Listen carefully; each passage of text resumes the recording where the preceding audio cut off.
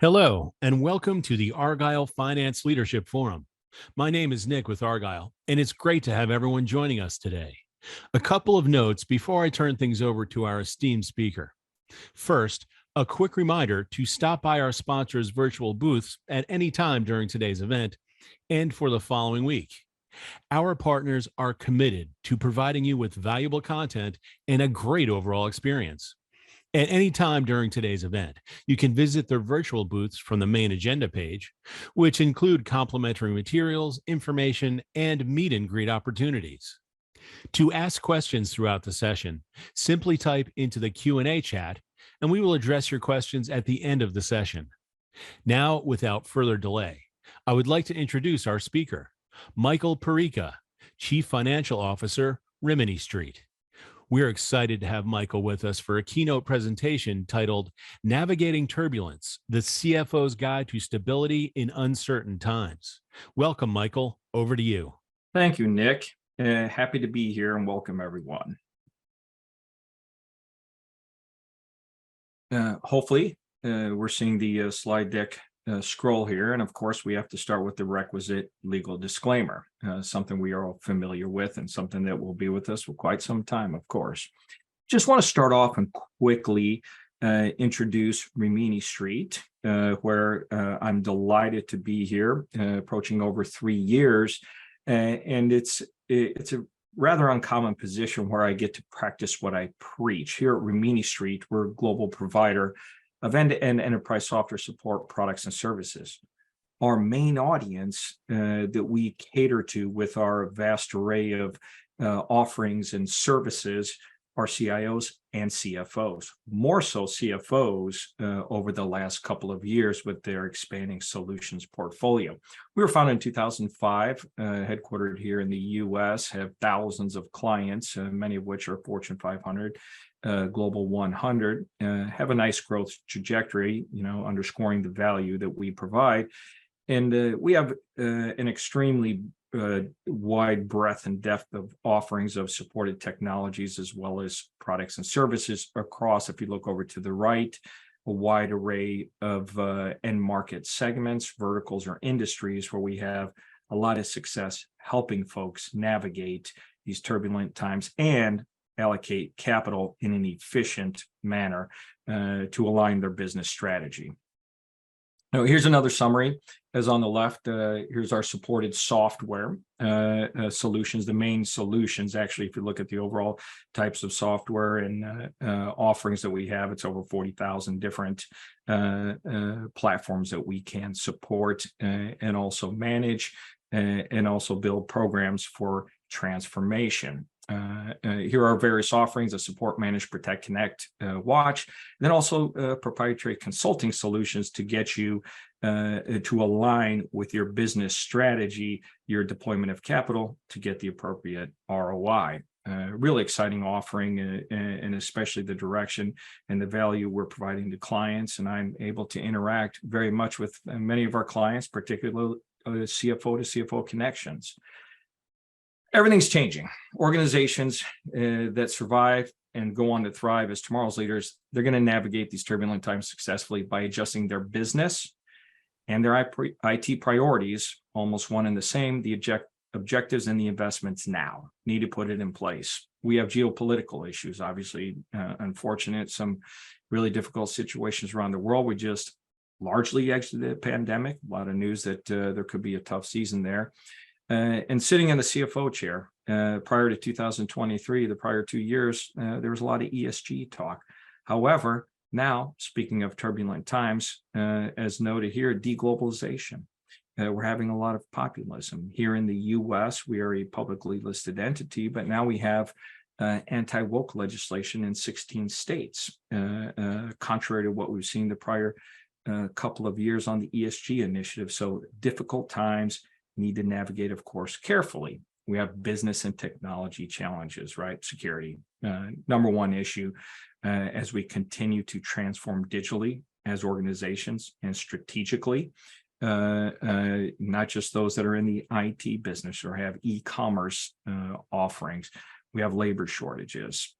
Thankfully, it seems to be getting a little bit better, but still very challenging. We have technology debt across the decades of investments. And of course, in these turbulent times, limited innovation budgets, right? And thankfully, those of us that are fortunate to not be in the supply chain, in the hardware business, we haven't experienced the pain of these difficult challenges, which are somewhat relenting, but still exist, are changing work models, right? Are we going hybrid? Are we coming back into the office or combination thereof?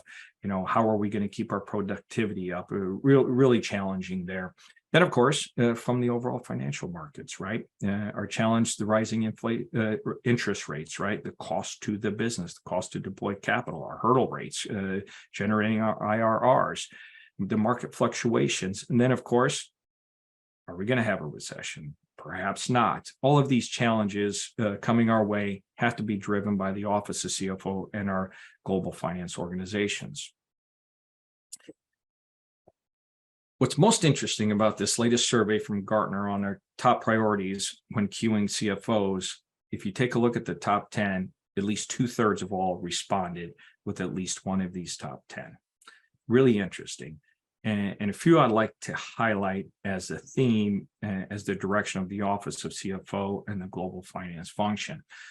Starting on the left, evaluating functional strategy, scope, and design. That's not finance scope, functional strategy, the overall enterprise scope, strategy, scope, and design. Planning and sequencing finance transformation in finance. It has implications across the enterprise. Communicating, of course, engaging with the board as a public entity, it's omnipresent, but those that are also closely held by financial sponsors, that's a key area. Setting finance technology strategy and roadmap, developing, of course, the planning, budgeting, forecasting, that'll always be there. Our staff engagement needed, our people leadership. And here's a highlight, leading organizational change initiatives. That's from a CFO priority. That's a finance function priority, a theme that we're going to have in our discussion today. Of course, aligning cost to growth and leading transformation programs. Again, that's not a finance transformation. That's a transformation program that is enterprise-wide, led by the Office of CFO and or the finance function. And of course, improving budget process efficiency, omnipresent for us. On the theme of the finance organization leading change, and one of these areas, of course, is how we allocate our capital by accurately forecasting in these turbulent times, ever-changing world. One size doesn't fit all, but here's some key themes that I follow, that I recommend within our organization, and what I stress at all times, perhaps redundant, but we cannot over-communicate with our business partners. This extends not only from our FP&A and or our dedicated business partners, but our overall organization, the other functions, even our accounting team, tax, treasury, etc. Understanding what is an acceptable definition of accuracy. It doesn't have to be an exact percentage. My theme is focus on, let's have directional accuracy and look into the areas of variances and focus there. Find the right balance of our forecast updates and sensitivity analysis. We can get into so many different scenarios.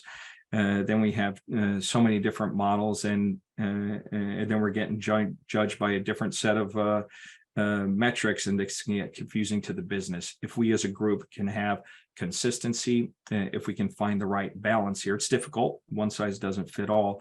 This is an area where we can improve our accuracy in forecasting, an area I stress. Then also, we all have our annual bottom-up cycle. We have our regular forecast intervals to refresh, then our comparison to the long range or the strategic plan. Really guiding folks to focus on the key assumptions and the drivers, not only company specific, we could be very insular, internally focused here, but also looking at the industry trends and try to, as much as one possibly can, evolve the overall strategic plan versus keeping it extremely static. Difficult, but an area of focus for myself. Now, going to the theme of the finance organization assisting with overall enterprise transformation. And I believe a core to start is transitioning the finance and FP&A, where it has most of the outreach and communication as a business partner with the various business units and functional leads, et cetera, from a financial planning organization to an extended planning and organization, applying the tools, processes, principles to all departments throughout the enterprise, with the core finance team leading this transition. The team will lead the alignment through this XP&A transition of the strategic, financial, and operating plans. And this is to have the consistency, the integrity of all business data, not just financial data.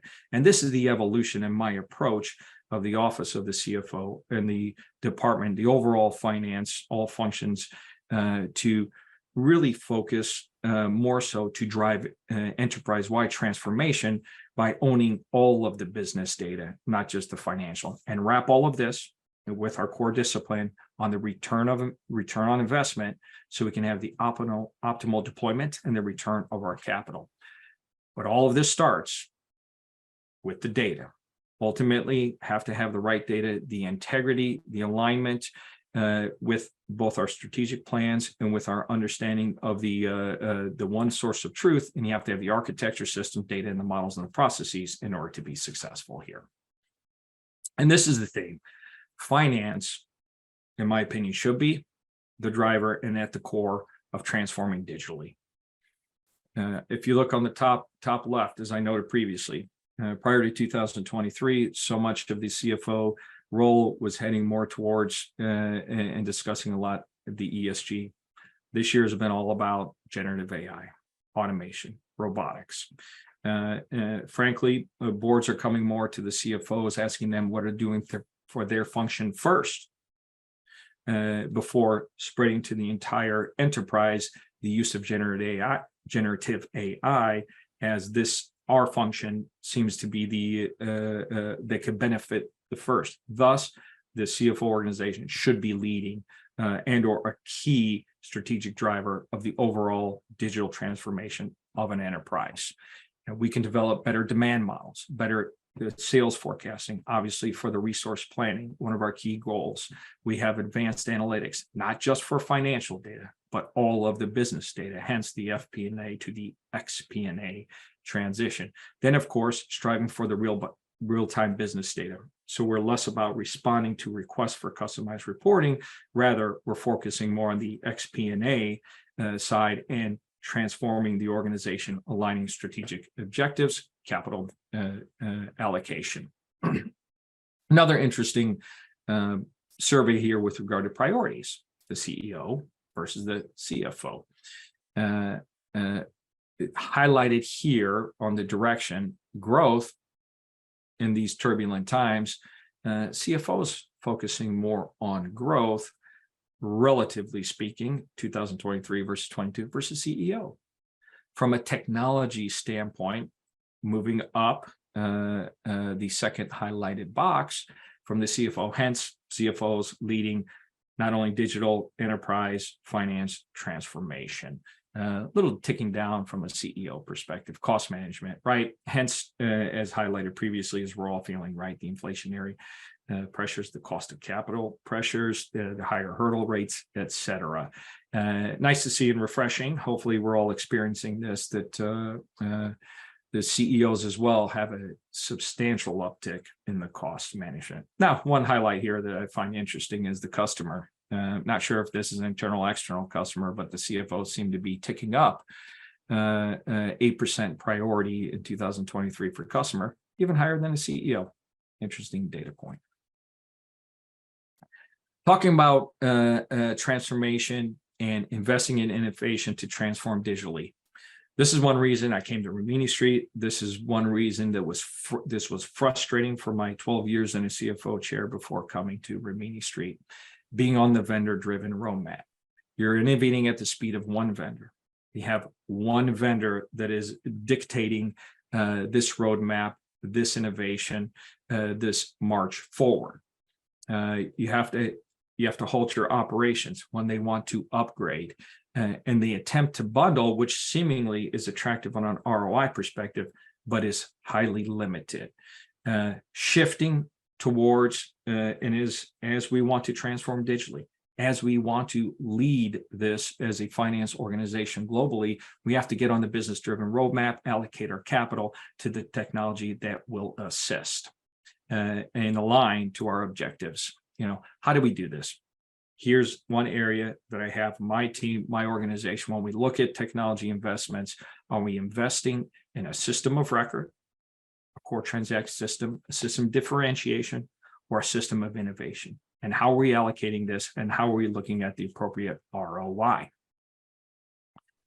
And giving a little deeper on these, what are the attributes of these systems? What should we be looking for? How do we allocate our capital to transform digitally? A system of record, looking on the left. It is a somewhat commoditized, but more transactional oriented system. You don't have much change, the pace of change. Your cycle should be at least 10 years, and that's where you get very large to put in place, but you get your returns in the outer years, proper ROI. Your planning horizon should be several years. Strategic focus and all my interaction with peers from a core transacting system of record, mainly your core ERP system, is to have consistency across your business units, across your legal entities, whether it's built from organic growth or whether it's inorganic growth. Having consistency is the value. Less change is the value and consistency. A system of differentiation, as you see the pace of change, what we have from business process, think of this more industry specific. Whether you're in the manufacturing, you're in the hardware, whether you're in the services business, et cetera, et cetera. These are customized solutions here that have life cycle of 2 to 5 years. Systems of innovation, going back to transforming digitally, going back to our business analytics, going to the generative AI. This is the area that you can tailor to your business strategy that needs to be flexible, so it can evolve and it can have revolutionary change as you have with the dynamics of your business. And this is the shift to shift from today, where 73%, if you look at the top right, of enterprises are spending on current run rate sustainability. All very difficult to find the incremental capital in these turbulent times and push for change and investment when so much is on sustaining. Stabilize the core systems of record and invest in the other areas, so the finance organization will be that strategic lead partner with the business strategy to invest in that innovation that aligns with the business objectives. And that's where this should flip. This should be the 3/4, 1/4, 1/4 on the sustaining, 3/4 on the investing. And then, of course, our checklist for our allocation of capital, right? Question your historical practices of upgrading. And many of these are so disrupted, and it's an update to your core system of record. Free up that capital, invest in your systems of innovation, challenge proposed projects, right? Are we just re-implementing with the latest and greatest? What do we really get? How does this align with my business? And move, of course, wrapping around our XP&A to ROI-based decisions, and minimize and outsource as much as you possibly can your commodity core, but stable business systems, and have your board-approved checklist. Obviously, our models are changing with the increasing cost of capital that we have in the overall environment, the inflationary pressures that we have. So need to be diligent and, of course, allocate our capital so we can have our greatest returns and create the greatest amount of wealth as a finance organization. So that's all I have for prepared remarks. Nick, over to you if there are any questions. Great. Excellent, Michael. Thanks. Yeah, we have a few questions. What were the biggest challenges finance teams faced this past year, and what lessons were learned? From an overall perspective, certainly the indicative of the turbulent times, Challenges on the top line. I found myself having to reforecast more in the current year, doing more sensitivity analysis combined with continued inflationary pressures. As we saw on the CFO versus CEO priorities, where we even had the CEOs look over to cost containment. Looking deeper into our allocation of capital, right? Some projects being paused, some projects being shelved, and be more diligent with our deployment of capital. But as I noted previously, from a CFO chair, the onslaught and the questions, not only from the board, from the financial community, from all partners on the use of generative AI, not only for the overall organization, but the finance function, has been an interesting year so far. Great. And another question from the audience. We're struggling to develop an effective ERP framework. Any suggestions? I would highlight effective ERP framework.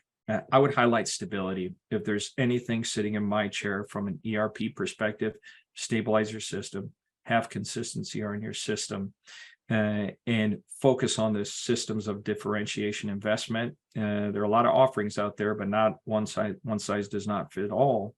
But also these systems of innovation, these other areas that can take the business strategy, align it with not only the finance organization, the overall operations, and give us a call here at Rimini Street. That's what we do every day. All right, excellent. And what new responsibilities does the CFO have? So, other than the overall risk mitigation and all of the globalization, the deglobalization, our ESG movement that we obviously should be cognizant of, is the CFO, as I highlighted in the top 10 priorities that we saw through the survey, is becoming one of the key business strategic partners to the board, to the shareholders. And this is where the opportunity, and I believe the office of the CFO and the organization should drive the innovation, the digital transformation, and the business strategy, and has the most holistic view across this organization with its fundamental structure of partnering with all of the functions in the business unit. So this is where the role of the CFO has changed more so highly strategic to a less of a process, which was historical from the core accounting roots, into more of a right brain, dynamic, forward-looking role that is critical to a business success. So it's an exciting time for the value that a CFO can bring to an organization, and a transforming overall fully functioning finance organization, how it can build wealth. Great. And here's another question. Michael, how do you see AI affecting the workforce, and in what ways? Will it actually replace workers? So the largest purveyors that are leading with offerings in generative AI today are indicating that they do not see, it's the classic technology usage replacing workers, more so more efficiencies. I actually do believe that we will experience both.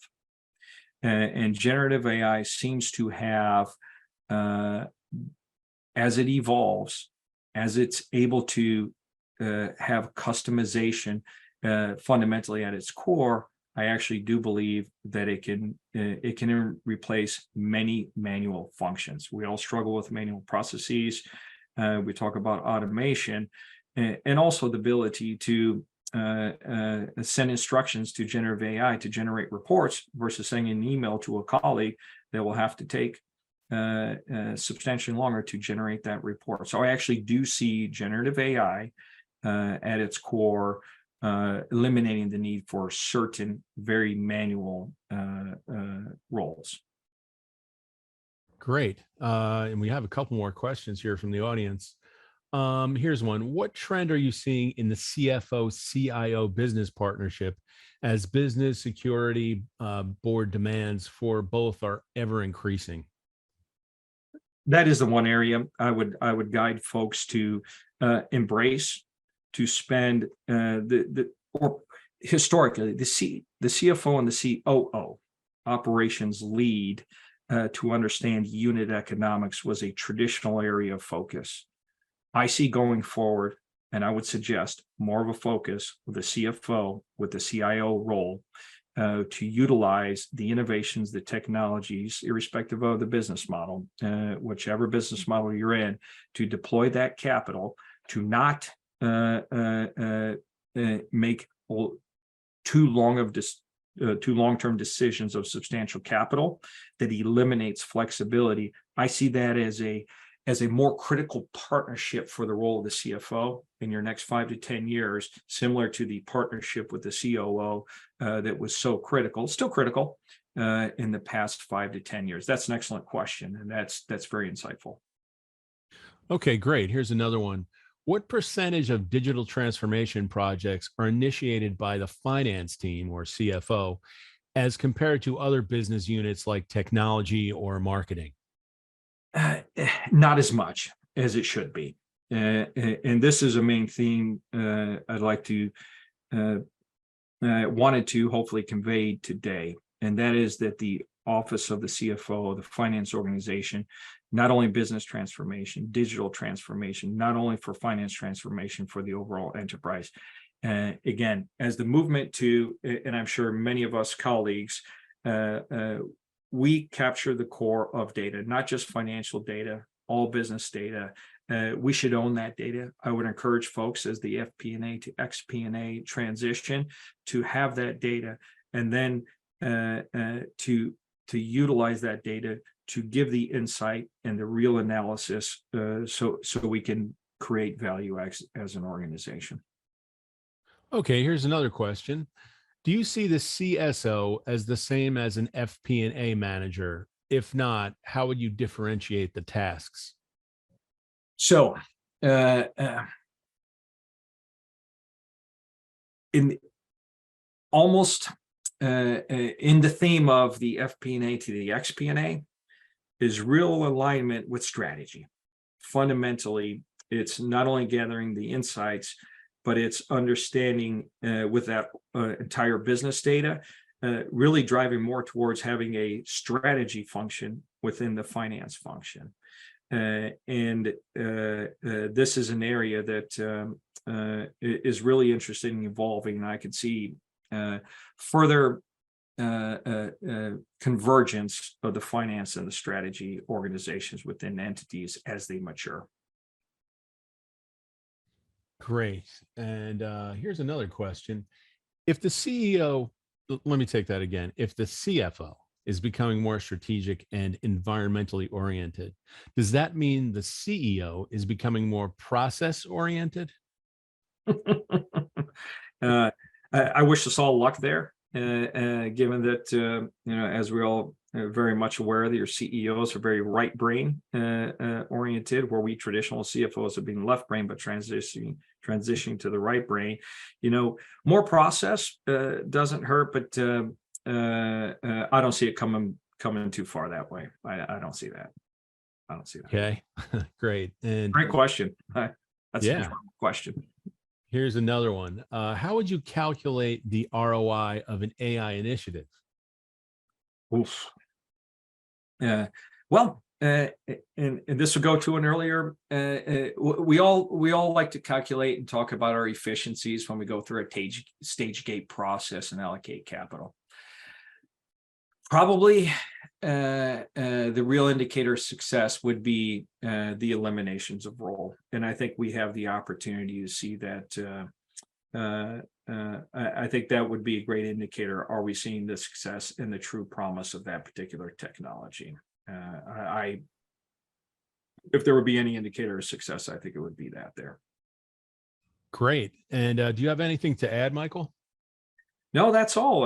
Other than thanks for having me. It's a pleasure. Thank you for the questions, and look forward to future events. Well, thank you again for such an incredible presentation. And I also want to thank everyone else for joining us today. This session, along with all of today's content, will be available on demand following the event.